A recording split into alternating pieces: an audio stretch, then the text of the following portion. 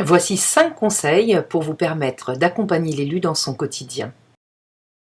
Alors vis-à-vis des élus, là, il faut faire très attention, hein. On n'a pas en face de nous les rois du numérique, hein. Ils ont bien d'autres compétences, mais c'est pas là qu'ils performent le maximum. Donc il va falloir y aller vraiment pas après pas. C'est-à-dire qu'on leur apprend quelque chose, on attend qu'ils l'utilisent bien et qu'ils soient totalement à l'aise pour aller vers autre chose, hein. Ne vous laissez pas entraîner par votre générosité naturelle qui consisterait à leur montrer plein de choses pour les épater et pour qu'ils y aillent. Non, non, une chose après l'autre. Faut pas les effrayer, il faut leur donner quelque chose de bien, parce qu'une fois qu'ils l'auront bien intégré dans leurs habitudes, il n'y aura aucun problème. Donc tant que la nouvelle chose que vous leur avez apprise n'est pas devenue une habitude, inutile d'apprendre autre chose, ça ne servira à rien, ça ne fera que créer de la complexité. Donc pas après pas.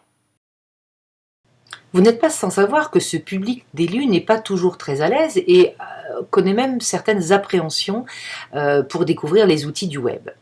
Du coup, pour les rassurer et les accompagner plus efficacement, il est assez impératif d'associer les assistants et les assistantes pour permettre de suivre et de relayer tous les petits conseils que vous serez amenés à leur formuler. Nous vous recommandons donc de les former en même temps que les élus et elles vous seront le relais très très efficace. Alors là, c'est une chose qui se vérifie pour tous les publics, mais peut-être pour celui-là encore plus, c'est jouer le bénéfice à l'extrême court terme. C'est-à-dire que s'il n'y a pas quelque chose qui marche mieux dans les minutes qui suivent la chose qu'ils viennent d'apprendre, c'est pas la peine d'espérer qu'ils l'utiliseront.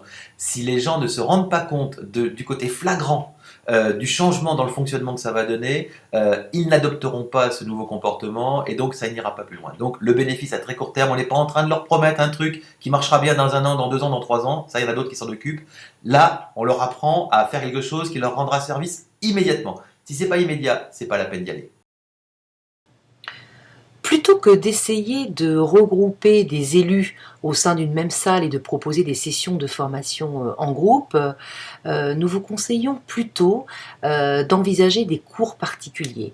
L'élu sera ainsi plus rassuré en face à face, pourra exposer ses questions, ses problématiques et vous-même, vous pourrez mieux mesurer où il en est, où il a envie d'aller et ce que vous pouvez lui conseiller de façon plus précise.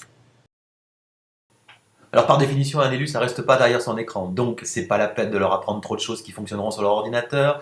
Il y a des chances qu'ils l'utilisent jamais ou qu'ils n'aient jamais le temps de l'utiliser. Par contre, tout ce qui va être dans les outils qui les accompagnent dans leur nomadisme, que ce soit le téléphone ou la tablette, là il y a des chances qu'ils puissent l'utiliser parce que là ils auront éventuellement des moments, des temps morts ou des moments entre deux activités qu'ils vont pouvoir mettre à profit en utilisant l'un des services et l'un des outils que vous leur aurez apporté. Donc plus vous apprendrez à un élu à utiliser les applications du Web 2 sur un mobile, sur un téléphone ou sur une tablette, plus ils pourront l'utiliser et plus ils en retireront un profit. Donc n'hésitez pas.